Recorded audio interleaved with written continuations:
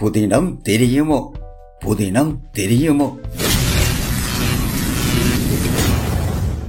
பவளமும் சாமியும் விட போட்டது. இன்றைக்கு சண்முகமும் வரமாட்டான். வெக்கையும் தாங்க இல்லாம கிடக்குது. இன்றைக்கு ஜனாதிபதி அனுராகம் யாழ்ப்பாணம் நல்லூருக்கு வாராராம். மனுஷனும் அவருடைய பரிவாரங்களும் அடிக்கடி யாழ்ப்பாணம் வந்து வந்து போயினோம். ஏதோ நல்லது நடந்தா சரி. இந்த வலிவடக்கு காணிகளையும் விடுவிச்சு அந்த தையெட்டி விகாரைக்கும் ஒரு முடிவை கட்டி இந்த நேரத்தில் ஞாபகம் ஒன்று வருகிறது. பாரம்பரியம் மிக்க எமது பழமையான வானுயர்ந்த மயிலட்டி காணிக்க மாத ஆலயம், பலாளி செபஸ்டியார் ஆலயம், இன்னும் எமது மக்களின் வீடுகளையும் தரமட்டமாக்கிய இந்த இராணுவத்துக்கு தையீட்டி விகாரை தான் பெருசாப்படுதோ. நாசமா போவ மக்களின் கண்ணீரும் கவலையும் உங்களோட குடும்பங்களை உங்களோட பரம்பரையை சும்மா விடாத பாருங்கோ. பவளம் இல்லாதவடையால் தான் இவ்வளவும் கதைச்சனா. இல்லாட்டி உதுகளை அவள் கதைக்க விட மாட்டாள். சரி சரி, புதினத்துக்கு போவோம் வாருங்கோ. புளியம்பொக்கனை நாகதம்பிரான் கோயிலில் போலீஸ்காரர் செய்த குளறுபடியால ஜனம் போய் வர கஷ்டப்பட்ட விஷயத்தை நேற்று உதயன் பச்சி சொன்னதை வாசிச்சான் எல்லோ.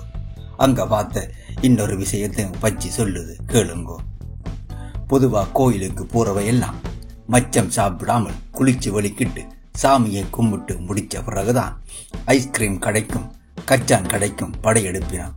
முக்கியமா பூசை முடிஞ்ச பிறகு ஐஸ்கிரீம் கடை, பிறகு அப்படியே காலார நடந்தபடி மணிக்கடைகளுக்கு போய் விளையாட்டு சாமான்கள், தட்டு மூட்டு சாமான் எல்லாம் வாங்கி கொண்டு வீட்டுக்கு வெளிக்கிடவினான்.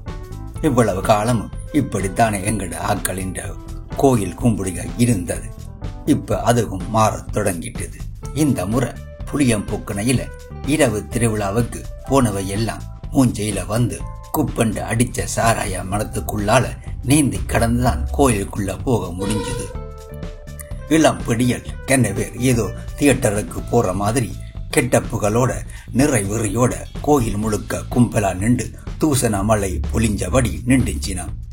அது கோயில் என்றதோ இல்லாட்டி அங்க பக்தியோட நிக்க வேணும் என்றதோ அவைக்கு மண்டையில உரைச்ச மாதிரி தெரியல.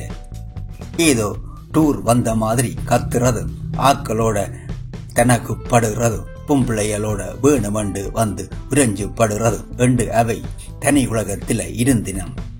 இவை என்ற கூத்துக்களை அடக்க வேண்டிய போலீஸ்காரரும் சேர்ந்து நின்று பம்பல் அடிச்சு கொண்டிருந்ததை பார்த்து களி முத்தி போட்டுது என்று ஜனங்கள் சொல்லிக் கொண்டு போச்சினோம். கோயிலுக்கு வந்தபடியெல்லாம் இப்படி மாறிட்டினோம் என்றால் கோயிலுக்கு போனால் ஐஸ்கிரீம் குடிக்கணும் என்ற எங்கட ஆக்களின் மனநிலையும் மாறத் தொடங்கிட்டது. இந்த முறை புளியம்பொக்கனையில ஐஸ்கிரீம் கடைகளிலேயும் வாகனங்களிலேயும் பெருசா கூட்டம் இல்லை. ஆனால் கோயிலின் 4 பக்க வீதியிலேயும் சில வாகனங்களை சுத்தி கோயில் பிரசாதம் வாங்க அடி வர்ற மாதிரி ஜனங்கள் முயற்சி கொண்டு நின்றுச்சினா. என்னண்டு போய் பார்த்தால் அங்க விற்கிற நூடில்ஸுக்குத்தான் இவ்வளவு பிடுங்குப்பாடு. ஏதோ அந்த நூடில்ஸை சாப்பிட்டால் தான் சாமியின் அருள் கிடைக்கிற மாதிரி அவை நினைச்சிட்டினம். அந்த நூடில்ஸை சாப்பிட்டுட்டு அப்படியே அதை கோயில் வீதி முழுக்க எரிஞ்சு போட்டு கையாட்டி கொண்டு எல்லாரும் போய்கொண்டு இருந்துச்சுனா. ஒரு கட்டத்துல கோயில் வீதி முழுக்க நூடில்ஸ் கப் மயம். அதை விற்கிறவ கப் போடுறதுக்கு ஒரு குப்பை கூடைய வாகனங்களுக்கு பக்கத்துல வச்சா குறைஞ்சோ போடுவினம். இந்த வாகனங்களுக்கு பெர்மிஷன் கொடுக்கிறவ இனியாவது கழிவுகளை போட குப்பை கூட வைக்கணும் என்று இறுக்கமா சொல்லணும்.